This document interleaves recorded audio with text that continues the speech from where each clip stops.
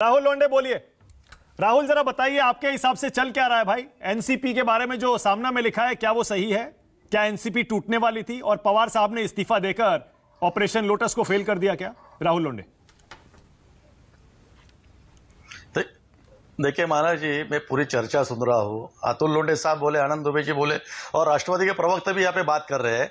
लेकिन सबका ये कहना, आप भी बात कर रहे हैं कि बाबा शरद पवार मान सकते या नहीं मान सकते, इस्तीफा पीछे ले सकते या नहीं ले सकते। लेकिन वो मानेंगे या नहीं मानेंगे बात की बात है, लेकिन मान ना मान मैं तेरा मेहमान, ऐसी हालत संजय राउत की महाराष्ट्र में हो गई है। एक बात आज कांग्रेस के प्रदेशाध्यक्ष नाना पटोले जी है, उन्होंने डायरेक्टली कहा है कि संजय राउत हमारे पार्टी में दखल अंदाजी मत कीजिए।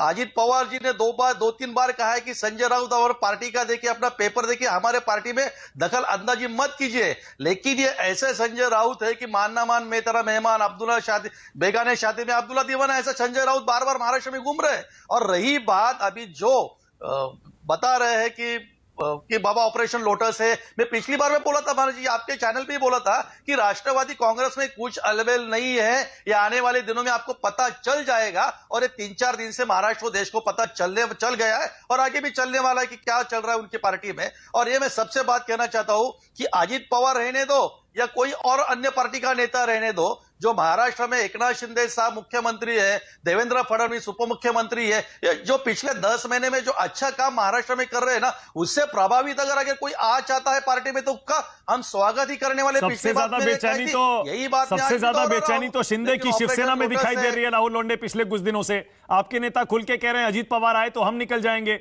बीजेपी और इस शिवसेना की सरकार से। कहीं ऐसा तो नहीं शरद पवार ने यह इस्तीफा देकर जो एनसीपी में बगावत को काबू किया है उससे आप सबसे ज्यादा खुश हैं? आप राहत की सांस ले रहे होंगे कि एनसीपी अब एमवीए में ही रहेगी और हमारी कुर्सी सेफ है सीएम की। हमारे कौन से भी नेता ने ऐसा बयान हमारे शिवसेना के नेता ने किया नहीं है। हमने यही कहा था कि आदरणीय एकनाथ शिंदे साहब जो बाला साहब के विचार आगे लेके जा रहे हैं, लेकिन उद्धव ठाकरे गुट ने जो विचार बेचने का काम किया था और बाला साहब की शिवसेना, राष्ट्रवादी कांग्रेस और कांग्रेस के साथ उन्होंने गठबंधन किया, उसी दिन बाला साहब ठाकरे के विचार उन्होंने मार दिए थे। अच्छा, पवार साहब ने इस्तीफा क्यों दे दिया ये बता दीजिए जरा। मैं आपसे पूछ रहा हूं, आप तो खुद राहुल आपको पता रहता है, सुनिए क्यों इस्तीफा दिया? कंप्लीट करने दीजिए। कौन सा पवार साहब ने इस्तीफा क्यों दिया? नहीं, वो संजय राउत जी को पता रहेगा ना। संजय राउत जी बहुत वरिष्ठ पत्रकार है, संपादक है, वो सांसद है, वो उद्धव ठाकरे गुट के नेता है और पवार साहब के बहुत करीबी है। उन्होंने तो महाराष्ट्र में हर चैनल पे कहा है कि मैं खाली पवार साहब की सुनूंगा, तो उनको ही पता चलेगा। वो आनंद दुबे जी को बता देंगे, तो आनंद दुबे जी आपके चैनल के माध्यम से बता देंगे कि आनंद दुबे जी आप एक फोन कीजिए राउत साहब को। ओके, क्लाइंट पवार साहब से बात की क्या? क्लाइंट अब कहिए अपनी बात। क्लाइंट क्या कहना चाह रहे हैं, बोलिए। मेरी बात अभी ध्यान से सुनिए महाराज जी, अगर आप नहीं सुनना चाहते तो बोल दीजिए। मेरा कहने का मतलब सिंपल बात है, के शर्मा बड़ी बड़ी डींगे मार रहे थे 2019 में जब बीजेपी को धूल चटाया था पवार साहब ने, उनको पता नहीं चला था क्या हो गया। देवेंद्र फडणवीस जो बड़ी बड़ी बात कर रहे थे कि कहां धूल चटाया था, कहां धूल चटाया? बीच में बात करना अगर करना है ना तो झूठ कैसे बोल रहे हैं? जवाब दीजिएगा। ये झूठ कैसे बोल रहे हैं? तुमको पता भी नहीं चला, तुम बात ना करे। अरे तुमको धूल चटा, भाषा ठीक रखना, भाषा ठीक रखना, नहीं तो सीधा कर दो। भाषा ठीक रखना है, बता दे रहा हूँ। तुमसे ज्यादा बदतमीज बोलने वाला हूँ मैं। बैठे भाषा सही रखना अपनी। तुम बात नहीं करना, तुमको पता नहीं। और वंशवाद की बात कर रहे, राणे, मुंडे, अनुराग ठाकुर और ये जो फडणवीस है, ये कौन से वंशवाद के हैं? क्या वंशवाद नहीं है वो?